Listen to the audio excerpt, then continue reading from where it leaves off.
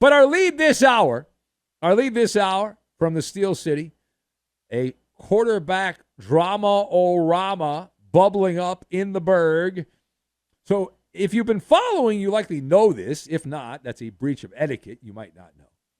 So we're hearing now that the Pittsburgh Steelers quarterback Russell Wilson is said to be optimistic but also realistic about possibly playing on Sunday for the first time in 2024. Now, Mike Tomlin was pretty vague about this and indicated that Justin Fields will continue as the starter. Wilson said he, quote, feels confident and he's ready to play at a high level. Mr. Unlimited has been sidelined through the first 5 weeks with a bum calf. Now, Justin Fields has played, and Pittsburgh does have a winning record. They do have a winning record. Is Mike Tomlin about to pull the fast one? So you know where this is heading. The last-minute, early Sunday report, quarterback change in Pittsburgh. Russ is ready, and he's going to start the game. Now, that hasn't been announced. We don't know if he's going to play at all. Maybe they're just bullcrapping us. But let's discuss what happens in Pittsburgh. So the question for the ears of you and only you, here's the question. Russell Wilson is confident that he can play for the Steelers this weekend in Viva Las Vegas should Mike Tomlin pass the baton to Russell Wilson. So I've got Post-it note, battalion, and ladder. And we'll combine all of these things together, and we are going to put you on a pedestal, just like Lorena on a pedestal. All right, so first of all, to answer the question, should Tomlin pass the baton? Yeah, I'm nodding my head yes. You can't see me, but I'm nodding my head yes.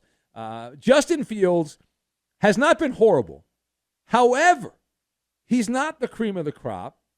And despite internet love, glowing reviews from microblogging websites talking about how he's so good and he's benefited from the coaching and he's a great leader and he's got amazing teammates. And here's the problem. I will be the voice of reason on this. And I have no skin in the game, so I'm the perfect guy. I'm unlike Eddie, who's biased, or Sean the Hood guy, the Yinzers that are fans of the show that call up every once in a while, the bread man in Pittsburgh. Justin Fields has not elevated the play of his teammates. He's not. And the Steelers' offense has been stuck in mud yet again. Now, what is my evidence?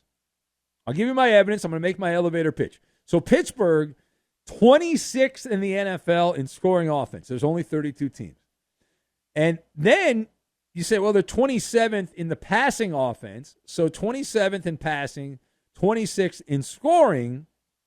I don't think that's good, but I don't know. I just do the overnight show. Maybe that's great. Maybe you're very happy by that number. Mike Tomlin, at this point, when you talk about the Steelers' passing offense, he can write on a yellow Post-it note and just put out of order. Out of order. Needless to say, this is not a situation where Justin Fields has said, let's lock the door, right, for Justin Fields. We'll throw away the key. Now, that said, that does not mean I'm endorsing that Russell Wilson's good. I'm a talk show host, and I'm looking for a story. And as a talk show host, it's a more enjoyable story. Russ plays. How does he do? Do they go back to Justin Fields? More likely than not, it would be a lateral move. But I'm all in. I would like to see it. I would like to see whether he's flummoxed or not. Now, secondly, we turn the page, but we stay in the land of the Yinzers because Steelers wide receiver George Pickens dismissed questions about the obscene message, the breach of decorum on his eye black. Now, if you're watching the game, there was a big rain delay, a storm delay, lightning delay there, Pittsburgh and Dallas. Pickens wore eye black that read, "Open effing always," but it didn't say effing. Yeah, it said, oh my God, wash your mouth out with soap and water. So Pickens was asked about that. He said, it's just eye black, he said. Asked whether there was any kind of purpose behind the message. He played dumb. He said, no. He was asked whether or not he expects any kind of blowback from the NFL. He said, no, the NFL investigating. I don't know what there's to investigate. There's possibly a fine, some kind of internal consequences. Now, Pickens said that he was unaware of the league's uniform policy prohibiting unapproved personal messages. Now, that right there is the money quote. So let us discuss. The Steelers' George Pickens says he did not know the NFL had an eye black policy for uniforms. Is this possible? So it's only possible if Pickens is the drum major for the Marching Morons band.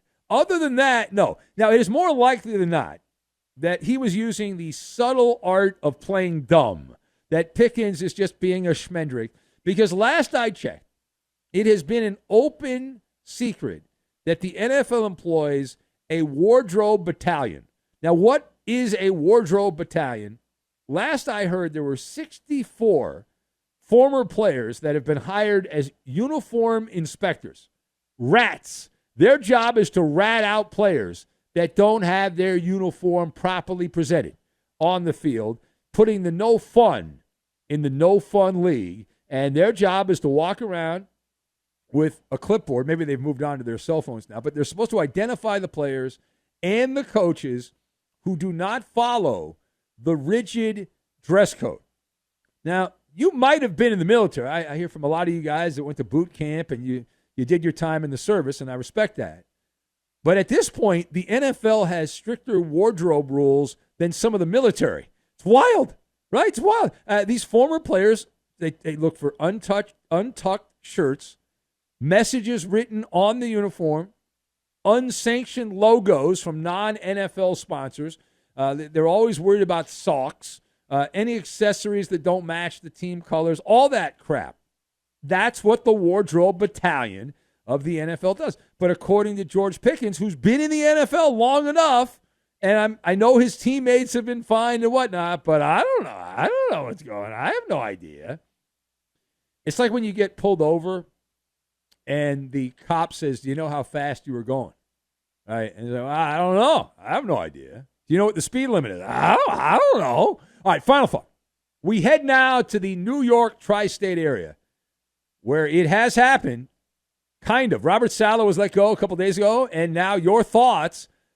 The Jets have demoted Nathaniel Hackett. He is no longer the play caller heading into this weekend for the Jets.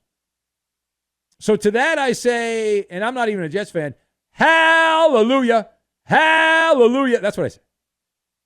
Hackett is living up to the scouting report. The guy's a hack. You can't spell Hackett without hack. And the fact that he kept his job, he got the Bronco job, got this job, is a testimonial to the N-word. No, not that one. Nepotism, right? He failed his way up the corporate pigskin ladder. And it's, again, not what you know, it's who you know. This is an epic Aaron Rodgers bootlicker. When they write books about sports bootlickers, there'll be a photo of Nathaniel Hackett. That's the only plausible explanation for his career in the NFL. Because if he was judged on the merits of his work, he would be driving Uber Eats with our guy Femi in Minnesota and saying, how do you make those number of deliveries? I don't understand, Femi. Yeah. Now, somebody named Todd Downing took over. If I remember Todd Downing, I think he had a little incident that cost him his job with Tennessee.